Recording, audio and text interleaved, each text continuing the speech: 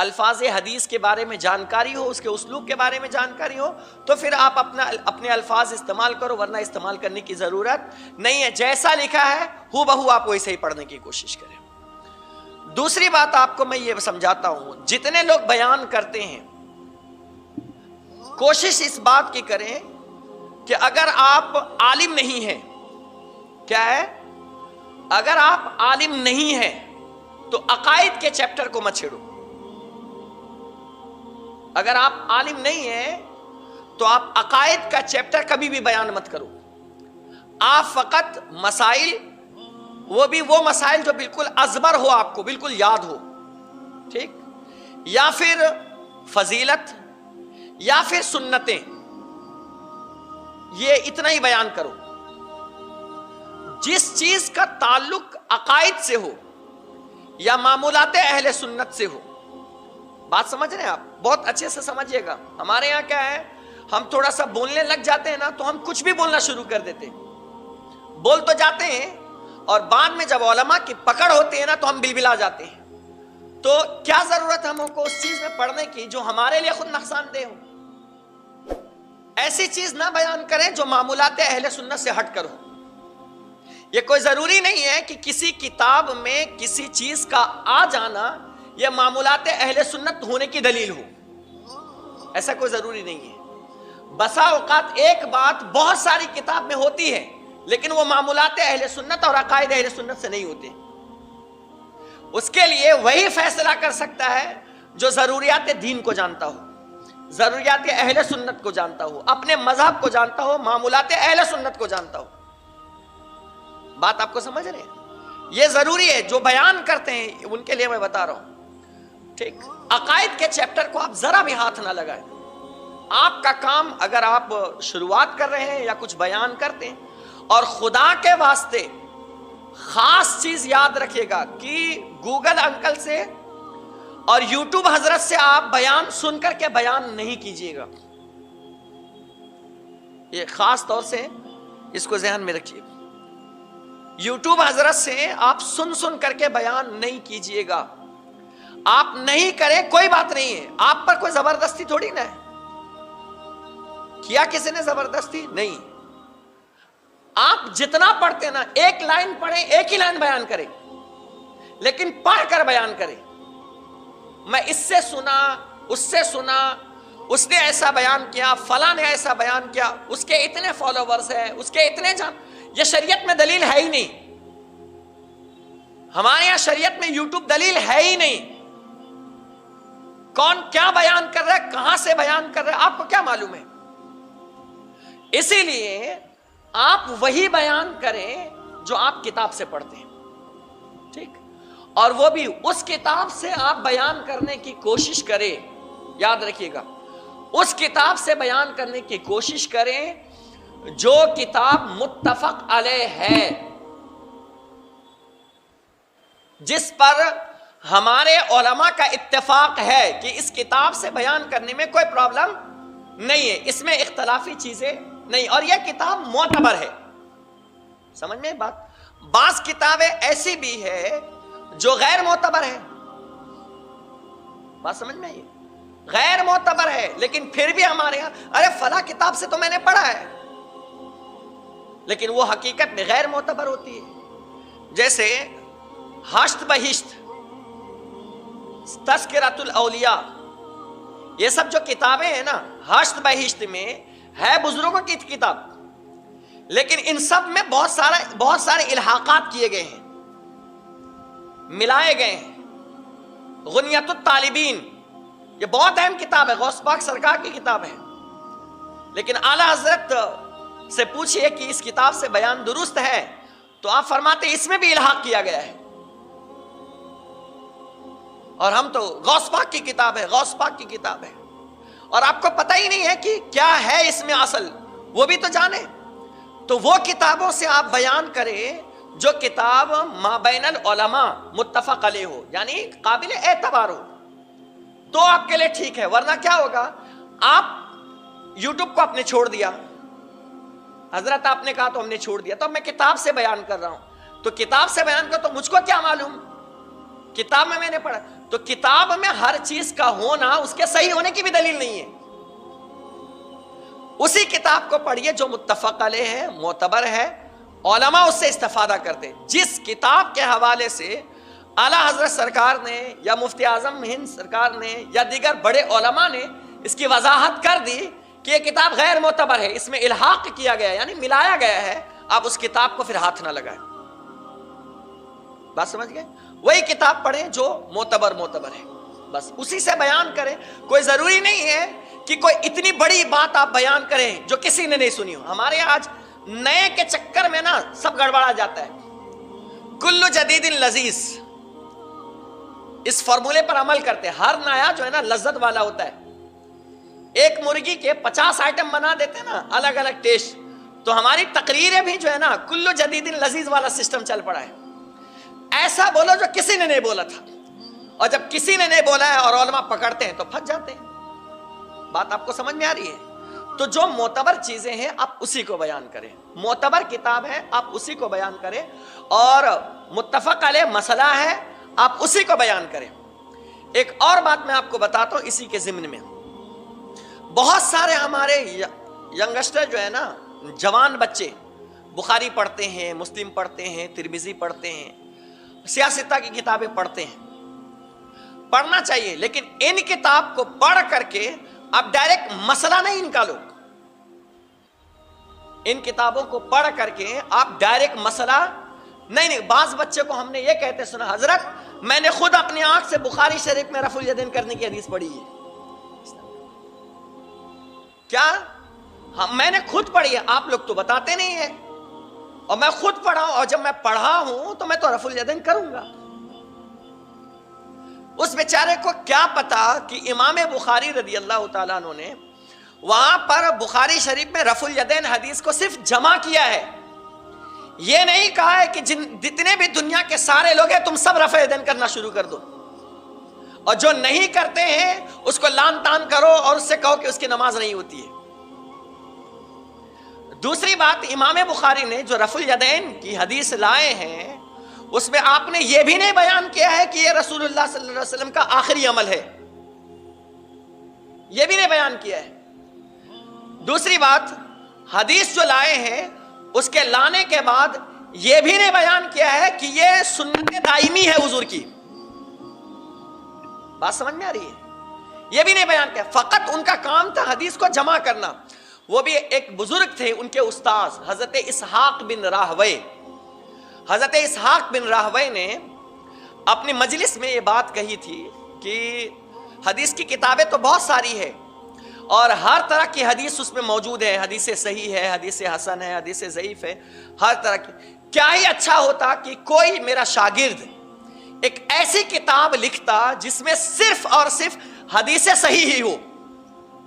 ایسی کتاب جمع لکھتا جس میں صرف حدیث سے. امام بخاری نے تقریباً 27 سے زیادہ کتابیں لکھی ہیں, لیکن ان کی ایک ہی کتاب مشہور ہے, صحیح بخاری شریف.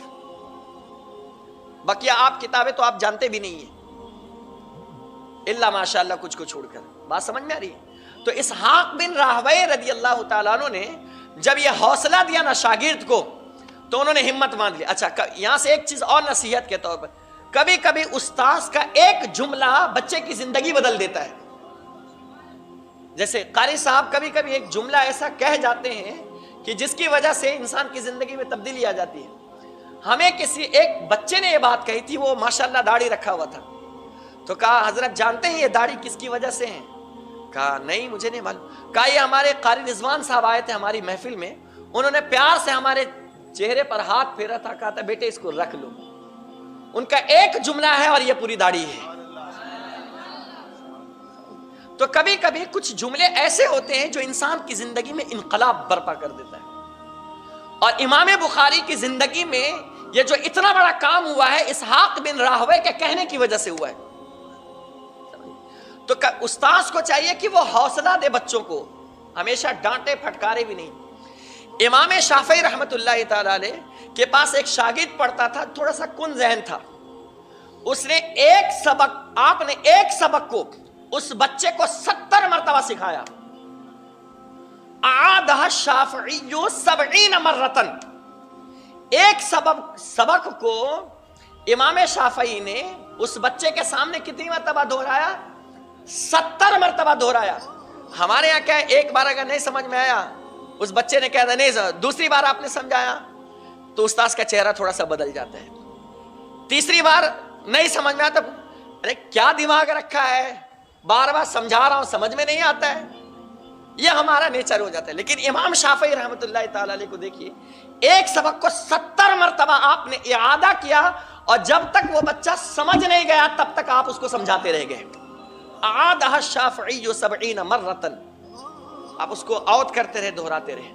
تو بہرحال تو ایک چیز، آپ بخاری مسلم ساری چیزیں پڑھتے نا، اس کو پڑھیے، لیکن اس سے ڈائریکٹ مسئلہ آپ مت نکالیے، یہ آپ کا کام نہیں ہے، آپ کا کام نہیں ہے. بخاری سے، مسلم سے، یا سیاستہ سے، یا کتب احادیث سے حدیث کے روشنی میں مسئلہ نکالنا، یہ اکابرین علماء کا کام ہے، بڑے اکابر کا کام ہے، آپ کا کام نہیں ہے. مجتہدین کا کام ہے، ہمارا اور آپ کا کام نہیں ہے. بات سمجھ میں آ رہی ہے؟ آپ جانکاری کے لیے رسول پاک کی حدیث سمجھ کر پڑھ تو سکتے ہیں، لیکن مسئلہ نکالنے کا حق آپ کو نہیں ہے. ایک شخص، آج ہی ہماری گفتگو ہو رہی تھی دوپہر میں، ہم ظہر کے بعد ہمارے یہاں سنیچر کو اتوار کو مسائل ہم بیان کرتے ہیں. تو ایک شخص وہاں لڑکا ہے جو انجینئر ہے، اور وہ کتابیں بہت پڑھتا ہے، اور بہت سے سوالات وہ کوشچن آنسر میں کرتا ہے. تو اس نے جب یہ باتیں چھیڑی دوران گفتگو، تو ہم نے ان کو سمجھایا کہ آپ بخاری شریف پر اعتماد کرتے ہیں؟ کہا بالکل کرتے ہیں. کہ بخاری شریف پر جو آپ اعتماد کرتے ہیں وہ کس بنیاد پر کرتے ہیں؟ کہا رسول اللہ کی حدیث ہے. کہا ٹھیک ہے. کہا انہوں نے جو حدیث بیان کی یہی بالکل صحیح ہے، یا دوسرے امام نے بھی بیان کی وہ بھی بالکل صحیح ہے؟ ان پر آپ یقین کر رہے ہیں نا؟ حالانکہ امام بخاری نہ تو قرآن ہے نہ تو حدیث ہے کیا؟ نہیں، وہ بھی ایک انسان ہے نا. ان کی تحقیق کو آپ قبول کرتے ہیں، کہتے ہیں کہ انہوں نے ریسرچ کیا ہے، انہوں نے راویوں کو چھانا ہے، اور اس کے بعد انہوں نے حدیث لائی ہے. تو میں نے ان سے کہا کہ جس طرح امام بخاری حدیث کی تحقیق کر کے حدیث کو آپ نے بیان کیا، تو جو دیگر امام ہے کیا انہوں نے بغیر تحقیق کے حدیثیں بیان کر دی؟ دوسری بات، آپ امام بخاری پر یقین کر رہے ہیں، اعتماد کر رہے ہیں، بھروسہ کر رہے ہیں. یہ کس دور کے ہیں؟ 194 یا 195 میں ان کی پیدائش ہوئی ہے. اور وہ امام اعظم ابو حنیفہ جو 80 ہجری میں پیدا ہوئے ہیں، جنہوں نے آنکھ کھولی ہے تو صحابہ کے دور میں، جنہوں نے علم لیا ہے تو صحابی سے لیا ہے، جنہوں نے زمانہ پایا ہے تو صحابی کا پایا ہے، صحابی کی صحبت اختیار کی. ان کی تحقیق آپ کے لیے قابل اعتماد نہیں ہے، اور امام بخاری کی تحقیق آپ کے لیے قابل اعتماد ہے. تو پھر وہیں پر خاموش ہو گیا. پھر میں نے ان کو سمجھایا، آپ ان کتابوں سے حدیثیں پڑھو، لیکن جانکاری کے لیے پڑھو. مسائل کے لیے اگر آپ کو پڑھنا ہے تو بہار شریعت پڑھیے، وہ تمام حدیث کی کتابوں کا نچوڑ ہے، خلاصہ ہے. سمجھ میں آئی بات؟ ہاں، تو یہ چیزیں بہت معنی رکھتی ہیں. ہمارے ہاں بچے آج کل حدیث نمبر یہ، فلاں نمبر یہ، فلاں نمبر یہ. ٹھیک ہے حدیث پڑھے، فقہا کا کہنا ہے الحدیث مضلۃ الا للفقہا، حدیثیں بظاہر گمراہ کر دیتی ہے مگر فقیہ کو. یعنی فقیہ حدیث کو پڑھ کر کے کبھی بھٹکتا نہیں ہے، لیکن عام آدمی جب حدیث کو پڑھے گا اور صحیح جانکاری اس کی نہیں ہوگی تو اس کے پڑھنے کی وجہ سے وہ گمراہ ہو جائے گا. صحیح معنی نہ سمجھ پایا، صحیح تعین نہیں کر پایا، صحیح دور نہیں سمجھ پایا، اس کا بیک گراؤنڈ نہیں سمجھ پایا، کب کی ہے وہ نہیں سمجھ پائے، یہ فقط حدیث ہے یا سنت بھی ہے یہ نہیں سمجھ پایا تو وہ انسان گمراہ ہو جائے گا. لیکن جو مجتہدین ہوتے ہیں وہ حدیث کے ساتھ ساتھ اس کے معانی اور اس کے مفہوم کو بھی سمجھتے ہیں. حضرت شاہ ولی اللہ آج کل تو یہ سب گوگل انکل کے محتاج ہے اور ان کے بیٹے ہیں، لیکن شاہ ولی اللہ محدث دہلوی کتنے بڑے عالم دین ہے پتہ ہے، اپنے وقت کے ولی کامل بھی ہے، اور اللہ نے اتنا علم دیا تھا کہ اس زمانے میں آپ سے بڑا کوئی عالم نہیں تھا. حضرت شاہ ولی ان کو بھی یہ تھوڑا سا یہ کیفیت آ گئی تھی. میں چاروں امام کے پاس کیوں جاؤں؟ میرے پاس جبکہ قرآن ہے، حدیث ہے، میں خود اتنا جانکار ہوں، ہر حدیث پر میری نظر ہے، میں کیوں جاؤں ان کے پاس؟ میں کسی کو فالو نہیں کروں گا، میں خود سے اپنی تحقیق پیش کروں گا۔ جب رات میں، جس دن یہ کہا تو رات میں سوئے تو رسول اللہ صلی اللہ علیہ وسلم خواب میں تشریف لائے، اور کیا دیکھا کہ ایک گھر بنا ہوا ہے جس کے 4 کونے سے گھر تیار ہے۔ حضور صلی اللہ علیہ وسلم بیچ میں 5واں کونا بنا رہے تھے۔ کہاں؟ گھر 4 کونے سے تیار ہو گیا، بیچ میں 5واں کونا بنا رہے تھے۔ تو حضور صلی اللہ علیہ وسلم، تو حضرت شاہ ولی اللہ کہتے ہیں یا رسول اللہ صلی اللہ علیہ وسلم، جب 4 کونے سے گھر تیار ہو گیا ہے تو بیچ میں آپ 5واں کونا کیوں بنا رہے ہیں؟ تب میرے آقا نے فرمایا تھا کہ اے ولی اللہ، جب میری امت کے اندر 4 امام بن چکے ہیں تو تم 5واں بننے کی کوشش کیوں کر رہے ہو؟ میری اس امت میں 4 امام بن چکے ہیں تو 5واں بننے کی کوشش کیوں کر رہے ہو؟ فوراً ان کی آنکھ کھل گئی، توبہ کیا اس چیز سے کہ اب دوبارہ میں کبھی یہ بات نہیں کہوں گا۔ اب دوبارہ پھر انہوں نے تحقیق شروع کی کہ چاروں امام کی کتاب کھنگالنا شروع کیا، مسلک کھنگالنا شروع کیا۔ ان کو پھر سمجھ میں نہیں آئے گا کہ اب کس کو فالو کروں۔ پہلے تو اتنا کلیئر ہو گیا کہ اب تو کسی کو ماننا ہے، اب فالو کس کو کرنا ہے۔ دن بھر حدیث کھنگالتے رہے، تطبیق کرتے رہے، لیکن فائنل نہیں ہو پایا۔ پھر جب سوئے تو پھر خواب میں حضور تشریف لائے، کہا یا رسول اللہ آپ نے اشارہ تو دے دیا، اب یہ بھی تو اشارہ دے دیں کہ ان چاروں میں سب سے زیادہ سنت سے قریب کس کا مسلک ہے؟ تو میرے آقا نے فرمایا تھا نعمان بن ثابت کا ہے، یعنی امام اعظم ابو حنیفہ رضی اللہ تعالیٰ عنہ کا۔ آپ پڑھے رسائل شاہ ولی اللہ، آپ کو اس میں پورا واقعہ تفصیل سے ملے گا۔ آپ نے اس چیز سے رجوع کیا ہے کہ میں دوبارہ ایسا کام نہیں کروں۔ غوث پاک کتنے بڑے محدث تھے، لیکن تھے نا امام شافعی اور امام احمد بن حنبل کے مقلد۔ تو آج لوگ طرح طرح کی باتیں کرتے ہیں۔ بہرحال باتیں بہت ساری طویل ہو جائے گی، اب آپ کو ایک عمدہ گفتگو سننی ہے، اسی لیے میں اپنی گفتگو کو یہاں پر تمام کرتا ہوں۔ السلام علیکم ورحمۃ اللہ وبرکاتہ۔ استغفر اللہ ربی